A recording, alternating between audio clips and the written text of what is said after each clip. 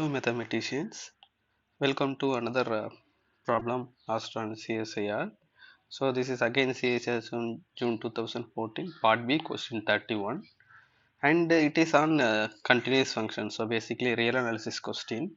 So we consider a continuous function f from R to R and we are defining a set z of f. What is z means? Zero set of f. Okay, so the set z of f is defined to be set of all x belongs to R such that f of x equal to 0. Okay, then we have to say whether z of f is always compact, open, connected, closed. So it is a part B question, only one option is correct. So we'll see examples of continuous functions and eliminate options, and finally we arrive at the right option, and then we prove why that option is correct also. Okay, now we come to the first question. So f is a arbitrary continuous function. For that function we are considering it's a zero set. First option says that it is a compact set. So to prove first option is wrong, we have to construct a continuous function whose zero set is not a compact. Okay, but in case of R, compact means what? Compact means both bounded, so closed and bounded. Okay, so compact if and only if closed and bounded. Okay, in R power n, uh, we have compact if and only if bounded and closed. Okay, now to prove first option is wrong, we consider the very simple continuous function. What is that? F of x equal to 0 for all x belongs to R. So what is this? This is a zero constant function 0. Then for this function, what is a zero set? This function takes all the points to 0. Therefore the 0 of f for this function will be whole R. Okay, so 0 set of f will be R. This is unbounded. R is an unbounded set, right? Therefore R is not compact. So unbounded and hence not compact. Okay, so we have got an example of a function whose zero set is not compact. Therefore first option is not correct. Now let's come to the second option, whether it is open. Okay, so again we consider an example. So you have to know many examples of continuous function, then only you can easily come up with many examples which works for each option. So if you know many example, your mind will automatically tell you, uh, will suggest you to look at various functions. Okay, for option B, so compact, it is not compact. Now we are looking at open, so we claim that it is not open, so we want a continuous function whose zero set is not open. So again we look at f of x equal to what to look at, say x square. Okay, then so you guys know how the graph of x square looks like. So it goes like this, only at 0 it will go through 0, then again it will go above, right? Therefore, 0 set of f of x equal to x square is just a singleton 0. Okay. Now, singleton 0 is a closed set, but the singleton 0 is not a open set. Okay. So, why it is not a open set? It is a singleton set. Any finite subset of Rn is a closed set. Okay. Also, if it is a non-empty open set, it will have uncountably many points, but this set has only one point. Therefore, singleton 0 is not a open set. Therefore, the 0 set of this function is not open.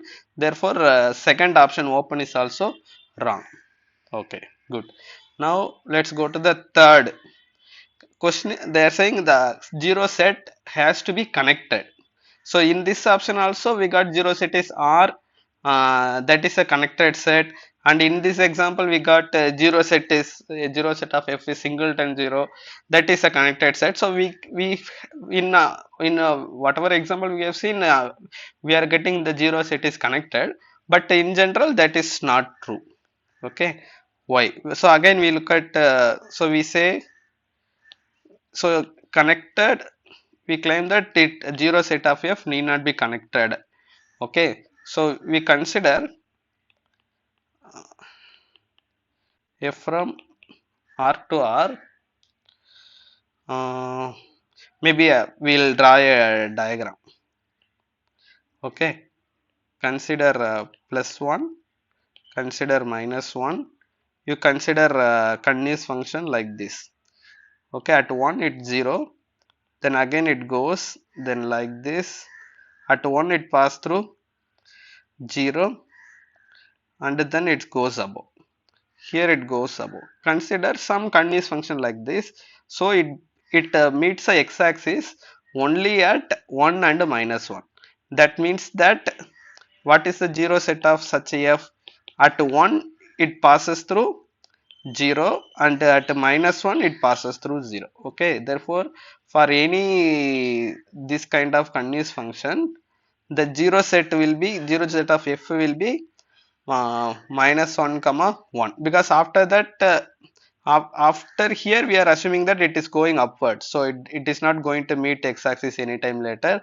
Again here we assume that it is going above, so it is not going to meet x-axis again. Therefore the zero set only these 2 points.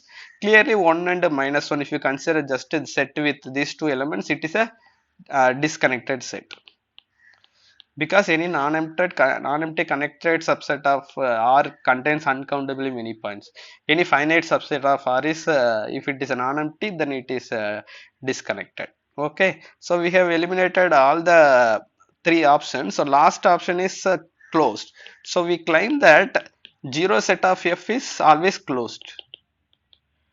Okay, so whatever f continuous function you take, f from R to R continuous, then it is zero set z of f always closed. Okay, that is what we going to prove. How to prove it? So to prove z of f is closed, we have to prove that it contains all its limit point. Okay, so let alpha be a limit point of z of f in R. Okay, so we take a arbitrary middle point of z of f. We want to show alpha belongs to z of f. Okay, if we show alpha belongs to z of f, then we are done, because then it means that it contains all its limit point. Therefore z of f will be a closed set. Okay, okay, now alpha is a limit point of z of f. Therefore there there exists a sequence xn of points in z of f such that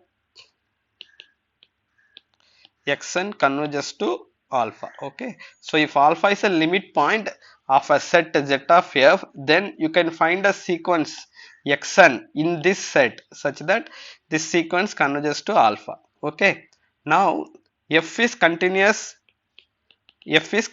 function from R to R, therefore f is continuous at this particular alpha. Okay, f is continuous at alpha. This implies if f is continuous at alpha, then whenever xn tend to alpha, then f of xn converges to f of alpha. Okay, now xn belongs to z of f for all n belongs to n, because we have considered xn is a sequence of points in z of f. Okay, therefore xn belongs to z of f for all n belongs to n. Okay, now xn belongs to z of f implies f of xn equal to 0 for all n belongs to n. Okay, because xn belongs to z of f.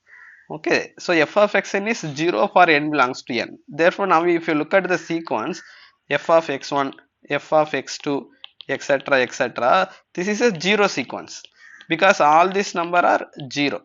This shows that the sequence f of xn converges to 0. Okay, but this f of xn where it converges, that is what f of alpha, right? Therefore this is equal, so this is f of alpha, right? So we have proved that f of alpha equal to 0. How we proved f of alpha equal to 0? F of alpha is nothing but the limit of the sequence f of xn, but f of xn is a 0 sequence. So 0 sequence converges to 0, therefore f of alpha has to be 0. So f of alpha equal to 0 means that alpha belongs to z of f. Therefore alpha is an arbitrary limit point of 0 f, is a element of z of f. Therefore z of f contains all its limit points, therefore z of f is a closed set.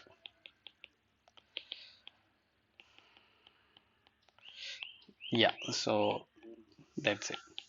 So we get all the first three options are wrong, last closed, that option is correct. Okay, I hope you understand, and I'll meet you in some other problem in next video. Okay, have a good day.